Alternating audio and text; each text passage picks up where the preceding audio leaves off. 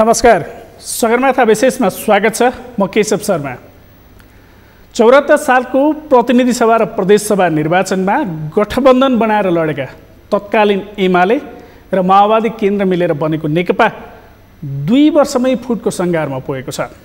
अध्यक्ष केपी शर्मा ओली र पुष्पकमल दाहाल तथा वरिष्ठ नेता माधव नेपालको शक्ति सङ्घर्षका कारण पार्टी फुटको जोखिममा पुगेको हो। नेकपाका अन्य नेताहरूले विवाद मिलाउने पहल थालेको भए पनि शीर्ष 3 नेता आफ्नो अडानबाट पछि हटेका छैनन्। विवाद मिलाउने प्रयासस्वरूप स्थायी कमिटी बैठक पनि स्थगित गरिएको छ, तर सहमति जुटेको छैन। राजनीतिक स्थिरता र समृद्धिको नाराले जनमत हासिल गरी सत्ता सम्हालेको नेकपा सत्ता र शक्ति सङ्घर्षले फुटको सङ्घारमा पुगेको छ। दाहाल नेपाल समूह ओलीलाई कम्तीमा 2 मध्ये एउटा पदबाट हटाउन चाहन्छ। प्रधानमन्त्री ओलीले यसलाई आफू विरुद्धको षड्यन्त्रको रूपमा बुझेको देखिन्छ। देशी विदेशी षड्यन्त्रमा परेको आरोप एकले अर्कालाई लगाइरहेका छन्। प्रधानमन्त्री ओलीले त यसलाई भारतीय चलखेल भनेर सार्वजनिक अभिव्यक्ति नै दिनुभएको छ। नेपालको नक्सा जारी गरेपछि भारतले सत्ताबाट हटाउन षड्यन्त्र गरेको र त्यसको गोटी दाहाल र नेपाल बनिरहेको प्रधानमन्त्रीको बुझाइ छ। तर दाहाल नेपाल पक्ष त्यसलाई स्वीकार गर्ने पक्षमा छैन। दाहालले राजनीतिमा भारतले मागेको नभएर राजीनामा आफूले मागेको भनेर स्थायी कमिटी बैठकमै भनिसक्नु भएको छ। कतिपयले नेकपाभित्रको यो समस्या एमसिसीका कारण समेत देखिएको बताएका छन्। बहुमतको नेकपा सरकार बनेपछि आम मानिसले सोचे जस्तो राजनीतिक स्थिरता र समृद्धिको कुरा सपना मात्र बनेको छ। नेकपाभित्र देखिएको विवादका कारण पार्ने प्रभाव र नेपालमा दलहरूको प्रवृत्तिका विषयमा आज हामी कुराकानी गर्नेछौँ। हामीसँग कुराकानीका लागि विश्लेषक वरिष्ठ अधिवक्ता विष्णु भट्टराई हामीसँग स्टुडियोमा हुनुहुन्छ। स्वागत छ यहाँलाई कार्यक्रममा। हजुर, धन्यवाद, नमस्कार। यो 74 को चुनाव सँगसँगै लड्दा राजनीतिक स्थायित्वको मुद्दा बढी उठाइएको थियो। नेकपाभित्र यति छिटै यस्तो अवस्था आउला भनेर अनुमान गरिएको थियो अथवा यो अनुमान गरिएको विषय थियो? दुईटा कुरा। राजनीति सम्भावनाको खेल हो र अङ्ग्रेजीमा भन्ने गरिन्छ everything is possible in love, war and politics भने। यसै कारणले गर्दाखेरि यति छिटै यो द्वन्द्वको अथवा यो अवस्थामा आइसक्छ भन्नुभन्दा पनि नेकपा माओवादी र एमाले, तत्कालीन एमाले, उनीहरूको बिचमा त्योभन्दा अघिको तिक्तता जे थियो होला, एकले अर्कालाई नेपाली काङ्ग्रेससँग मिले पनि हुन्छ भन्ने र एकले अर्कालाई यो व्यक्ति हत्याको जे अभियोग लाउने गर्नुभएको थियो होला, आखिर त्यो त मिल्यो नै। यसै कारणले अहिले यो मिलेको 2-2.5 वर्ष पुग्दा नपुग्दै उहाँहरूको बिचमा जे तिक्तता देखिएको छ, उहाँहरूको यो मिलन सैद्धान्तिक होइन रहेछ भन्ने देखियो। यो चाहिँ पदीय कुराले तैँले खाने कि मैले खाने, यसले पाउने कि त्यसले पाउने भन्ने कुरा चाहिँ यसको कारणले गर्दा मिलेको रहेछ। अब त्यही नभएको कारणले तलमाथि भएको रहेछ भनेपछि सब्जेक्ट टु द केस म तपाईँलाई के निवेदन गरौँ भने नेपाली जनताको हितको निमित्त, कोरोना महामारीको यो उसको निमित्त अहिले त यो के अरे सलह थपिएको कुराले गर्दा, यो भ्रष्टाचारका कुराले गर्दा, ललिता निवास प्रकरणले, यी सबका कुराहरूले गर्दा अहिले नेपाली जनता मर्नु न बाँच्नुको अवस्थामा स्वास्थ्य सामग्री एउटा किट पनि नक्कली किनेर अर्बौं भ्रष्टाचार गर्ने कुराले गर्दाखेरि त्यसबारेमा त विवाद भएको होइन रहेछ। त्यसो भन्ने हो भने यसको जड चाहिँ के हो त? सैद्धान्तिक रूपमा मिलन नै भएको थिएन कि अथवा शक्ति पदका लागि गरिएको एकता थियो भन्ने हो भने अहिले आएको विवादको जड चाहिँ के होला? कतिपयले एमसिसीका कारण पनि यसो आएको भनिरहेका छन्। अब जस्तो प्रधानमन्त्रीले भारतले जुन नयाँ नक्सा जारी गरेर संविधान पनि संशोधन भएपछि भारतले चाहिँ नि यसो गर्न खोज्यो भनेर आरोप लगाउनु भएको छ। त्यस्तै अर्कोतिर यो चाहिँ आलो पालो चलाउने जुन 75 भएको एउटा सम्झौता थियो, त्यसले पनि असर गरे भन्नेहरू होइन। यसैले राज्य सत्ता भनेको कुरा तपाईँले आलो पालो भन्ने बित्तिकै तपाईँको खाने पाउने कुरा हो। नेपाली जनताको हक, हित, स्वार्थ, समृद्धि, समुन्नतिको लागि तपाईँको समझदारी भएको रहेछ। त यतिन्जेल प्रधानमन्त्री हो, तैँले सक्या गर्खा, अनि त्यसदेखि पछाडि मलाई दे भन्ने। अब यहाँले भन्नुभयो एमसिसीको कुरालाई, हालाकि अहिले प्रतिनिधि सभाको बैठक तत्कालका लागि सरकारले अन्त्य गरेको कारणले गर्दा अब एमसीसी संसदबाट पारित गर्नुपर्ने नपर्ने कुराहरू अहिलेलाई स्थगन भयो। तर तपाईले निवेदन गर्नुभए अनुसार यदि नीतिगत रूपले सैद्धान्तिक रूपले यो दुईटा पार्टी एक भएको भए एमसीसी प्रकरणमा किन दुईटा धारा? तपाईँ सर्वहाराको अधिनायकवाद कम्युनिजममा विश्वास गर्ने, तपाईँ सी जिनपिङ विचारधारालाई ल्याएर आफ्नो पार्टीको यो प्रशिक्षण कार्यक्रममा तपाईँ समाविष्ट गर्ने, अनि तपाईँ त्यही चाहिँ समाजवाद उन्मुख भनेर तपाईँ संविधान बनाउने, अनि बहुदलीय पद्धतिको संविधान बनाउने र अथवा सर्वसत्तावाद भन्नुहोस् न, चीनमा त राजनीतिक दलहरू त छैनन्, अनि साम्यवादी प्रणालीलाई अवलम्बन गर्ने, यो सबै कुराले गरिसकेपछि तपाईहरूको मिलन बिन्दु तत्कालीन राज्य सत्ता दोहन गर्ने अर्थमा सीमित रहेछ भन्ने कुरा बुझ्यो। र अर्को कुरा के हो भने अहिले जुन प्रधानमन्त्रीजीले, मैले धेरै ठाउँमा भनेको छु, म अहिले पनि तपाईलाई भन्छु, यो आम सञ्चार मार्फत म प्रधानमन्त्रीजी लगायत यो देशका जिम्मेवार नेता हुँ भन्ने, जो नेपाली जनताको राजकीय सत्ता र नेपाली जनताको सम्प्रभु सत्तालाई प्रतिनिधित्व गर्छौँ भन्नुभएको छ, तपाईलाई भारतले प्रधानमन्त्री बनाइदिया हो। तपाईँ भारतीयहरूले तपाईँलाई प्रधानमन्त्रीबाट निकाल्न लागेको हुन् भनेदेखि नेपाली जनताको राजकीय सत्ता र सम्प्रभु सत्ता त रहेन रहेछ नि त। हामीले तपाईलाई 2/3 नेपाली जनताले तपाईलाई मतदान दिएर पठाएको मान्छे तपाईलाई भारतले निकाल्ने? तपाईँ के बोल्दै हुनुहुन्छ प्रधानमन्त्री भएर? यो सम्प्रभुतामाथिको अपमान हो, अपराध हो। र अर्को कुरा, प्रचण्डजीले होइन यो त भारतले भनेको होइन, मैले पो निस्किनुस् भनेको भनेपछि प्रधानमन्त्रीजीले के भन्नुभयो भने कुन कुन बैठकमा कुन कुन राजदूतहरूको घरमा के भएका छन् त्यो सबै मलाई कुरा थाहा छ भनेपछि तपाईलाई अहिले निकाल्दा जुन जुन कोठामा मिटिङ भएको तपाईलाई थाहा थियो, आउँदा पनि त्यो कोठामा मिटिङ भएर आएको होला नि, थाहा पाउनुभयो होला नि। र 12 बजे समझदारी गर्दा कहाँ जानुभएको थियो? प्रचण्डजी पनि हुनुहुन्थ्यो, तपाईँ पनि हुनुहुन्थ्यो, अर्को पनि हुनुहुन्थ्यो, अर्को पनि हुनुहुन्थ्यो। महाकाली नदी साझा हो, पानी आधा आधा हो भन्दा पनि त सँगै हुनुहुन्थ्यो नि। यसकारणले गर्दा म अलिकति एकलाई निवेदन गरिहालौँ।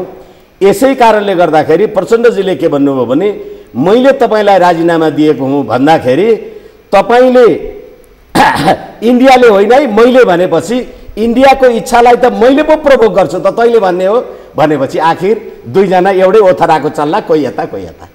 अब जस्तो मागाली सन्धिकै कुरा उठाउनु हो, मागाली सन्धिकै बेलामा पनि नेकपा एमाले विभाजन भएर त्यो पास भएको थियो। अहिले पनि अब नयाँ नक्सा जारी भइसकेपछि अथवा एमसीसीको सन्दर्भमा पनि 2053 सालको त्यही प्रवृत्ति दोहोरिया हो कि भनेर यो विषयले पनि कहीँ जोडिएको छ कि यो विवाद हुनमा भन्नेहरू छन्। अब एकछिनलाई मानौँ, अहिले प्रधानमन्त्रीजीको राजीनामा माग्ने कुरामा पार्टीभित्रको सहमति र असहमतिको कुरालाई तपाईँले प्रश्न उठाउनु हो।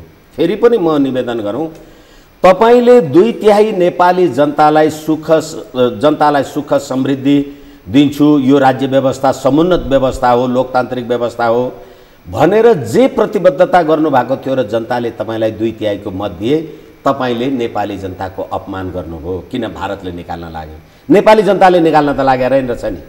र अर्को कुरा के हो भनेदेखि यो अहिले लिपुलेक, लिम्पियाधुरा र कालापानीको कुरा गर्दाखेरि हालाकि यसमा चाहिँ अरू प्रति प्रश्नहरू आउँछन्, त्यो मैले अपेक्षा गरेको छु, धेरैचोटि आएका छन्। लिपुलेक, लिम्पियाधुरा तपाईँ 90% नेपाली जनताको सहभागितामा हामीले संविधान बनायौँ भन्नुभयो, उत्कृष्ट संविधान बनायौँ भन्नुभयो। राजावादी हो भनेर 7 लाख भोट माग्ने मान्छेहरूले गणतन्त्रको संविधानलाई उत्कृष्ट पनि भने। तर म तपाईँलाई के निवेदन गरौँ भने तपाईँले उत्कृष्ट बनाएको संविधान त 14 वर्ष पछाडि त थाहा भयो नि यो त राष्ट्रघाती संविधान रहेछ, किनभने जसले देशको भूभागलाई नै समेटेन। र अर्को कुरा म तपाईँलाई निवेदन गरौँ, अहिले नक्सा ल्याएको कुरा मैले धेरै आम सञ्चारमा भनेको छु, फेरि पनि भन्छु, तपाईँले संविधानको धारा 4 मा के लेख्नुभयो भने नेपालको भूभाग भनेर, नेपालको भूभाग भनेर यो संविधान जारी हुँदाका बखत नेपालको क्षेत्र नेपालको भूभाग हुन्छ भन्नुभयो।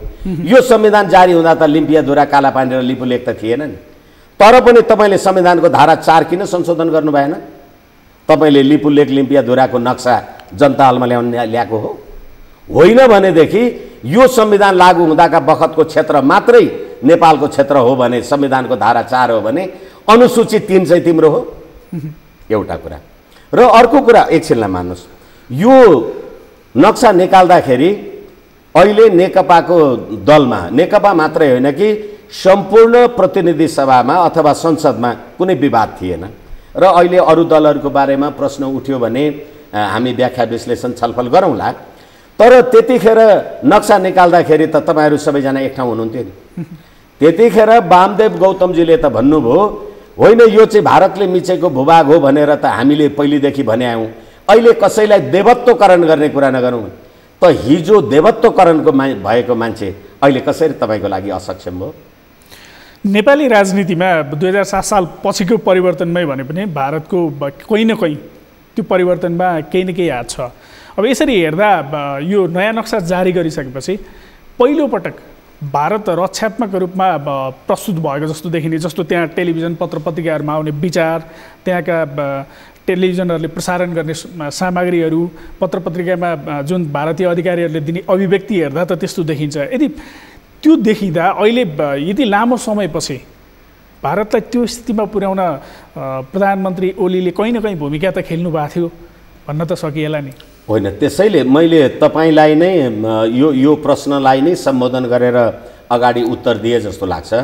लिपुलेक, लिम्पियाधुरा र कालापानीको नक्सा निकाल्दा त तपाईँहरूको बिचमा विवाद थिएन नि।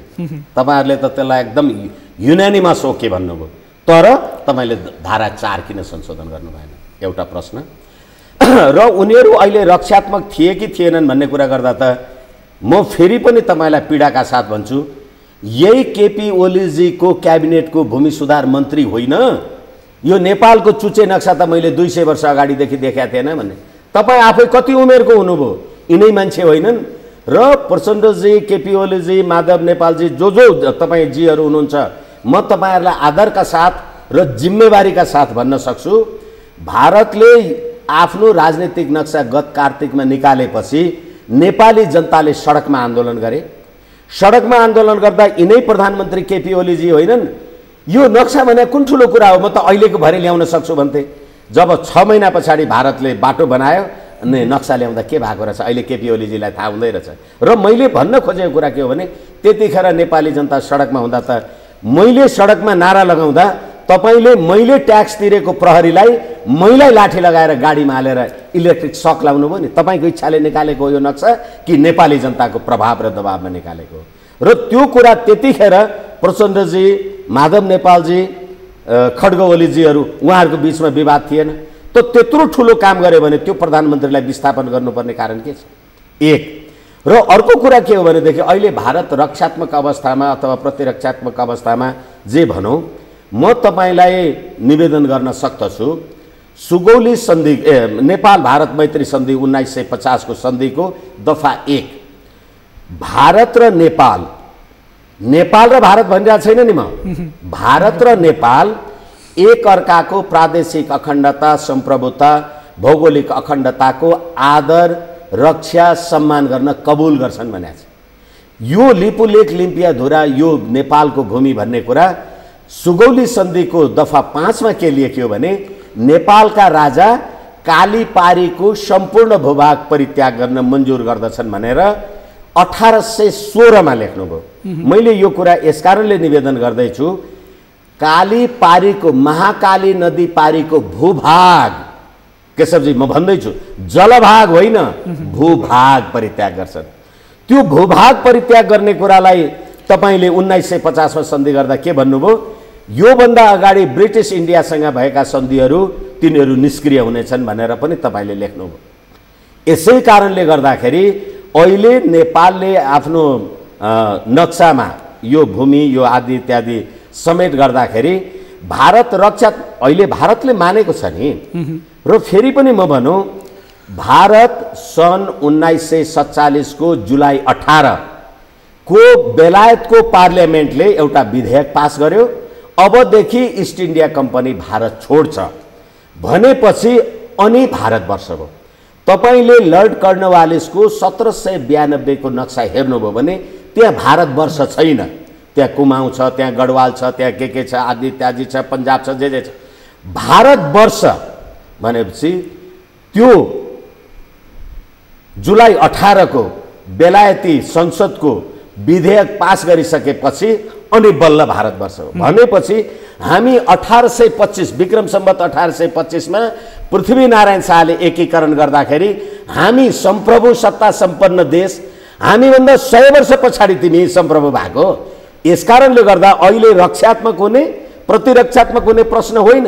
प्रश्न के हो भनेदेखि यी गतिविधि र यी कुरालाई गर्दा भूगोलको हिसाबले, जनसङ्ख्याको हिसाबले, शक्तिको हिसाबले तपाईँ ठुलो हुनु होला, सम्प्रभुताको हिसाबले हामी तपाईँभन्दा जेठ हो, हामी ठुलो हौँ। यसकारणले गर्दा सम्प्रभुताको सम्मान गर्नलाई हामीले भन्यौँ नि, यो वसुधैव कुटुम्बकम भन्यौँ हामीले, भरे भने संयुक्त राष्ट्रसङ्घ त वसुधैव कुटुम्बकम बनेन भनेदेखि अहिले भारतको पनि सत्यमेव जयते भन्नुभएको छ भने यो कुरालाई भारतले मान्नुपर्ने हो। रक्षात्मक र आक्रामक हुने प्रश्नै होइन। अब यो जस्तो विवादको अन्त्य, संसदको अन्त्य गरिसकेपछि कतिपयले प्रधानमन्त्रीलाई अविश्वासको प्रस्ताव आउन सक्छ भनेर त्यसबाट बचाउका लागि भने कतिले यो दल सम्बन्धी अध्यादेश जुन पहिले आएर फिर्ता पनि भएको थियो, पार्टी फुट्नुपर्ने अवस्था आयो अथवा फुटाउनु पर्ने अवस्था आयो भने त्यसलाई सहयोग पुर्याउनका लागि संसद अधिवेशन अन्त्य गरियो भनेर भनिएको छ।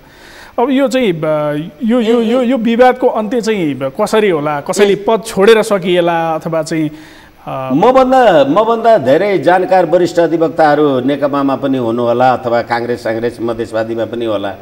यो मलाई कुनै यो तर्कै लाग्दैन। यो तर्कहीन तर्क हो। प्रधानमन्त्रीले अथवा सरकारले अधिवेशनको अहिले अन्त्य गर्यो भने त्यो अधिवेशन आवश्यक छ भन्यो भने त तपाईँले जतिखेर सही छाप गरेर 25% सदस्यहरूले दिनुहोस् न, कुन ठुलो कुरा भयो। र फेरि तपाईँले अघि निवेदन गर्नुभयो नेकपा माओवादीको सचिवालयको आदित्य, अहिलेको सरकार यो कम्युनिस्टको सरकार हो कि नेपालको सरकार हो? म तपाईँलाई निवेदन गर्दैछु, नेकपा नामक राजनीतिक दलको नाउँबाट चुनाव जितेर आएका मान्छेहरूको बहुमत संसद सदस्य हुनुभयो। त्यसैले नेपाल कम्युनिस्ट पार्टीबाट बहुमत संसद सदस्यहरू चुनाव जितेर आएपछि त्यो पार्टीको संसदीय दलको नेतालाई नेपालको सरकार बनाउनका लागि राष्ट्रपतिजीले आह्वान गर्नुभएको, कम्युनिस्टको सरकार बनाउनु होइन के। यसै कारणले गर्दाखेरि तपाईँ संसदीय दलमा बहुमत पुर्याउनुहोस्, संसदीय दलमा अल्पमत पुर्याउनुहोस्, संसदीय दलमा अविश्वास गर्नुहोस्, विश्वास गर्नुहोस्। यसकारणले गर्दा त्यो काम कारबाही तपाईँले किन गर्नु भएन? एक। र अर्को कुरा, अघि तपाईँले निवेदन गर्दैखेरि भन्नुभयो होइन यो दलहरू आदि इत्यादि हिसाब किताब कुनै के भने, तपाईँले जे कुराको हिसाब किताब गर्नुहुन्छ त्यो हिसाब किताब तपाईको अहिले त मलाई त उदेक लाग्छ, बालुवाटार भनेको नेकपाको पार्टी अफिस हो, राष्ट्रपति निवास भनेको नेकपाको पार्टी अफिस हो। तपाईँ त्यहाँ कुटाकुट र मारामार गर्ने, तपाईँ नेपालको सरकार भएर कुरा गर्नुहोस्। र नेपाल सरकारमा अब प्रधानमन्त्रीले छोड्नुपर्छ, प्रधानमन्त्रीले छोड्नु पर्दैन, यहाँ सिद्धान्तको के झगडा भयो? नेपाली जनताले तपाईँको 2/3 सरकारबाट के प्राप्त गरे? र लिपुलेख, लिम्पियाधुरा र कालापानीको नक्सा निकाल्दा तपाईँहरू बिचमा एकमत भएको कुरा अहिले के कारणले बहुमत भयो? त्यसको त आधार र कारण छैन। हामीले यो समझदारी गरेका थियौँ, हामीले यो समझदारी गरेका थिएनौँ भनेपछि त तपाईँ के समझदारी गर्दै गर्नुहुन्छ त्यो नेपाली जनताले जवाफ दिँदै जानुपर्ने। अनि नेपालमा हामीले यो नक्सा निकाल्दाखेरि भारतीय सेनाध्यक्ष मुकुन्द नरवणेले त अप्रत्यक्ष रूपमा चीनको सहयोगमा नेपालीहरूले यो कुरा गरे भन्दाखेरि त्यो चीनको सहयोगमा होइन, हामीले हाम्रै ताकतमा गर्यौँ भनेर प्रचण्डजीले भन्नुभयो। भारतले मलाई निकाल्न लाग्यो भनेर केपी ओलीजीले भन्दा त होइन मैले भनेको भन्नुभयो। हाराकी 12 बुँदे समझदारी गर्दा तपाईँहरू कहाँ हुनुहुन्थ्यो त्यसबारेमा पनि समय रह्यो भने कुरा गरौँला। तर तपाईँले त्यतिखेर चाहिँ हामीले हाम्रो क्षमतामा यो नक्सा निकाल्यौँ भन्नुभयो प्रचण्डजी, माधव नेपालजी के गर्दै हुनुहुन्छ? त्यही त अहिले उहाँहरूको जुन दाल नेपाल पक्ष छ, सरकार राम्रोसँग सञ्चालन हुन सकेन। अहिले जुन महामारी आदि इत्यादि विभिन्न चिजहरू होला त्यसको त्यसलाई सम्बोधन गर्न सकेन, सरकार सही ढङ्गले सञ्चालन हुन सकेन। त्यसकारण तपाईँ प्रधानमन्त्री छोड्नुहोस् भन्ने एउटा त्यो कुरा पनि भयो। के मान्छे चेन्ज हुँदैमा अथवा व्यक्ति चेन्ज हुँदैमा परिवर्तन हुँदैमा त्यो खालको सम्भावना देखिन्छ। फेरि पनि म तपाईलाई निवेदन गरौँ, responsible to the parliament, responsible to the parliamentary committee, तपाईको संसदीय दलको बहुमतले बनेको प्रधानमन्त्री लिपुलेक लिम्पियाधुरा र कालापानीको नक्सा निकालेको तपाईँ जस लिनुहुन्छ कि लिनुहुन्न प्रचण्डजी? हो, सरकारले गरेको जस पनि तपाईँको हो, अब्जस पनि तपाईँको। किनभनेदेखि तपाईँहरूको संसदीय दलले गरेको बैठक र तपाईँ 3 कट्ठा जग्गा र 1 कट्ठा जग्गा र 3 तोला सुन हुने मान्छे आफ्नो श्रीमतीको उपचार गर्नको लागि युरोप अमेरिका जान सक्ने हैसियत राख्नुहुन्छ। सर्वहाराको अधिनायकवादमा विश्वास गर्ने मान्छेहरू अहिले कोरोना महामारीको व्यवस्थापन गर्नको लागि यो सरकारले 10 अर्ब खर्च गरे भनेको बेलामा 10 जना नेपाली मरेका रहेछन्। हालाकि यो कोरोना महामारीको लागि लकडाउन गर्दा कुनै लकडाउन साउनमा मान्छे कोही मरेको आदि इत्यादि कुरै थिएन। जति तपाईँले लकडाउन गर्नुभयो, जतिखेर तपाईँले यो 10 जना मान्छे मरे, त्यतिखेर 10 जना नेपाली मार्नलाई तपाईँले 10 अर्ब खर्च गर्नुभएछ, बचाउनलाई होइन नि। किन मैले यसो भनिराखेको छु भने जब मान्छे मर्छ अनि मात्रै कोरोना भन्ने, तपाईँ मर्नुभन्दा अगाडि नभन्ने। र मैले अहिले भने यो सरकारको असफलताको जिम्मेवारी तपाईँको हो कि होइन? र एकछिन तपाईँ चाहिँ असफल हुनुभयो, अब म चाहिँ सफल। तपाईँको सफलताको ग्यारेन्टी के? किनभने तपाईँहरू नै होइन संसदीय व्यवस्थाको संसदमा आएर, तपाईँहरूले होइन संसदीय व्यवस्था भनेको खसीको टाउको राखेर कुकुरको मासु बेच्ने थलो हो भन्दा तपाईँहरूले होइन सी जिनपिङ विचारधाराद्वारा अहिले पनि पार्टी अनुप्राणित छ भनेर, यसकारणले तपाईँ चाहिँ प्रधानमन्त्री हुँदाखेरि यो भ्रष्टाचार ललिता निवासवाला प्रकरण के हो? तपाईले त्यही गतिविधिमा विजय गजदारलाई मुद्दा लगाउनु भयो भने माधव नेपालजीलाई तपाईले तपाईकै पार्टीको मान्छे भएर छोड्या होइन, विष्णु पौडेललाई छोडेको होइन। यसकारणले गर्दा त्यही कुरा तपाईले गरे सदाचार, त्यही कुरा मैले गरे अनाचार भ्रष्टाचार, अनि तपाईँ असफल म चाहिँ सफल, यो तर्कै होइन। अब प्रवृत्तिको कुरा गरौँ न, यो दलहरू बन्नका लागि आफ्नै विचारधारा हुनुपर्छ, त्यो विचारधाराले निर्देशित गर्नुपर्छ भनिएको छ। अब यो त नेकपा भित्रको समस्या मात्रै होइन। केही समय अघि कुरा गर्ने हो भने जस्तो नेपाली कांग्रेसले पनि बहुमतको सरकार यस्तै पाराले गुमाएको छ। यसभन्दा अगाडि नेपाली कांग्रेसका वरिष्ठ नेता गणेशमान सिंहले त पार्टी नै छोड्नु भएको थियो। भनेपछि यो प्रवृत्ति दलको जुन सिद्धान्त हुन्छ त्यो सिद्धान्त अनुसार चल्ने प्रवृत्ति कतिको छ नेपाली दलहरूमा, समग्र दलहरूको विश्लेषण गर्दा चाहिँ? हामीले बहुदलीय व्यवस्था भनेर भनेपछि दलगत राजनीतिक स्वतन्त्रताको विषय हो। अनि नेकपा माओवादी र नेकपा एमाले हुँदा कसैले टाउको दुखा थिएन। उनीहरू जोडिँदाखेरि तपाईँ खुसी हुनुभयो, उनीहरू आफै भएर के फरक हो? यसैले गर्दा विचार मिलुन्जेल एक ठाउँमा बस्ने हो। तर प्रश्न के हो भने पात्र, प्रवृत्ति र प्रणाली। पञ्चायतको टाइमदेखि राज्य सत्तामा कुनै न कुनै रूपले दोहन गरेर बसेका मान्छेहरू, अथवा जस्तै भन्नुहोस् न अर्जुन नरसिंह केसी जस्ता मान्छेहरू, अथवा त्यस्ता धेरै मान्छेहरू होलान् भने त्यो उहाँहरू चाहिँ अहिले पनि राजनीतिको एउटा कुनै न कुनै शिखरमा हुनुहुन्छ। जस्तै भन्नुहोस् चीनको राजदूत राजेन्द्र, अहिले चीनको राजदूत महेन्द्र पाण्डे, उहाँले भन्नुभयो लिपुलेक लिम्पियाधुरा र कालापानी त 2 बाकस सुनमा त राजा महेन्द्रले भारतलाई दिएका थिए। अनि त्यहाँबाट अहिले चिनिया राजदूत यहाँको हाम्रो यो राजनीतिक दलको बारेमा माधव नेपालजीको उसमा जानुभयो, केमा जानुभयो, अनि त्यहाँबाट हाम्रो प्रधानमन्त्रीजी भारतले मलाई ऊबाट निकाल्न लाग्यो भनेर जे भनिराख्नु भएको छ। यदि चीनको राज्य व्यवस्थामा हाम्रो चिनिया राजदूतले रु त यो वाङ वौसी जस्तो कुरा गतिविधि गरौँ त हेरौँ, हाम्रो भारतको राजदूतले गरेको यो सबै कुरा किन भएको छ भने हाम्रो प्रवृत्ति। अनि एकैछिन म निवेदन गरौँ, यहाँले भनेको प्रश्नलाई सम्बोधन गर्दै, प्रवृत्ति पात्र उही, प्रवृत्ति उही, प्रणाली मात्रै चेन्ज गरिराख्नुहुन्छ। प्रणाली आफै त काम गर्दैन नि। यसै कारणले गर्दाखेरि यो दलहरूले यसरी छोडे, यसरी आए, यसरी गए भन्दाखेरि निर्दलीय व्यवस्था 30 वर्ष चल्यो, बहुदलीय व्यवस्था तपाईँले 10 वर्ष चलाउनु भएन। अर्को गणतन्त्र ल्याएको त 74 मा चुनाव हो, अब 5 साल पनि चलाउन नसक्ने हुनुभयो। यसै कारणले गर्दाखेरि तपाईँको प्रवृत्ति र पात्रमा दोष, अनि त्यसैले गर्दा प्रणाली काम नलाग्या हो। अब उत्तरदायी सरकार अथवा जिम्मेवार नागरिक नभएसम्म त यो प्रणाली अथवा चाहिँ हुन सक्दैन होला, त्यसअनुसार अगाडि बढ्न पनि सक्दैन होला। त्यसलाई जिम्मेवार नागरिक, राजनैतिक दलहरू अथवा जनउत्तरदायी सरकार बनाउनका लागि चाहिँ के गर्ने? अब जनताले तपाईँलाई संविधानको दायराभित्र ल्याएर मतदान गर्नुभयो, आदि इत्यादि गर्नुभयो, जे गर्नुभयो, जुन प्रणालीलाई तपाईँले आत्मसात गरेर पठाउनु भयो त्यो प्रणालीका मान्छेहरूको नै यो बुरी हाल अहिले हामीले देखिरहेका छौँ। र अर्को कुरो, जनताको जवाबदेहीवाला कुरामा कहिलेकाहीँ त पीडा पनि लाग्छ। तपाईँ लाइन लागेर मलाई भोट दिनुहुन्छ अनि त्यहाँबाट मैलाई गाली गर्नुहुन्छ अनि म मन्त्री प्रधानमन्त्री जे हुन्छु हुन्न तपाईँलाई मतलब छैन। एउटा कुनै साहुजी अथवा ब्याङ्कसँग घर जग्गा ऋण लिनुहुन्छ अनि वैदेशिक रोजगारमा एउटा बोरा र नाम्लो बोकेर विदेश जानुहुन्छ, विदेशबाट पठाएको रेमिटेन्स म यहाँ खान्छु, तपाईँले दिएको भोट लिएर राज्य सत्तामा पनि बस्छु, रेमिटेन्स पनि उडाउँछु अनि विदेशबाट कोरोना भयो भनेर तपाईँ फर्किने बेलामा तपाईँलाई उहीँ राख्छु, तपाईँको सास होइन लास आयो भने हेर्न पनि जान्न। यसकारणले गर्दाखेरि जनताको जवाबदेहिता जिम्मेदारिताको बारेमा तपाईँले उठाएको प्रश्नलाई हामी यसरी सम्बोधन गरौँ। तर आफ्नो देशमा तपाईँले प्रवेश पनि गर्न नपाएको कुरालाई हामीले हेरेका छौँ।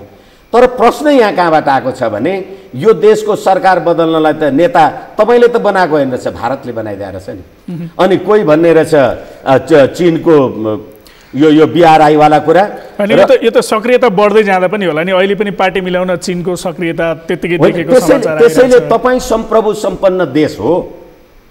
मैले निवेदन गरेँ अथवा मैले गर्ने गरेको छु, 1975 मा जब सिक्किम भारतमा विलय भयो, सिक्किमकै जनताले भोट दिएर तिनै प्रतिनिधिले सिक्किम भारतमा विलय गराए भने अब हिजो मैले भोट दिएर सिक्किम भारतमा विलय गराएको थियो, अब मैले भोट दिन्छु र सिक्किमको सम्प्रभुता फिर्ता गरा भन्दा हुन्छ? त्यसैले अघि मैले भने सरकार, सत्ता, सम्प्रभु सत्ता, यो सम्प्रभु सत्तालाई निर्वाह गर्ने एउटा इन्डियाले होइन भनेर त्यो जेएनयुमा हिन्दीमा भाषण गरेर गणतन्त्र ल्याउने, अर्को चाहिँ मलाई भारतले निकाल्न लाग्यो भने नेपालका लागि खोइ यो नेकपा। हस् हस्, यहाँसम्म आएर हामीलाई समय दिनुभयो, यसलाई धेरै धेरै धन्यवाद। मलाई पनि यहाँ आएर मेरा अभिव्यक्तिहरू राख्ने अवसर दिनुभयो। सगरमाथा टेलिभिजनलाई बहुत बहुत हार्दिक धन्यवाद, प्रणाम, नमस्कार। उहाँ हुनुहुन्थ्यो वरिष्ठ अधिवक्ता विष्णु भट्टराई, हामीसँग कुराकानी गर्नुहुँदै। आजका लागि सगरमाथा विशेषको समय सकिएको छ। म केशव शर्मा बिदा हुन्छु। सगरमाथा टेलिभिजन हेर्दै गर्नुहोला। नमस्कार।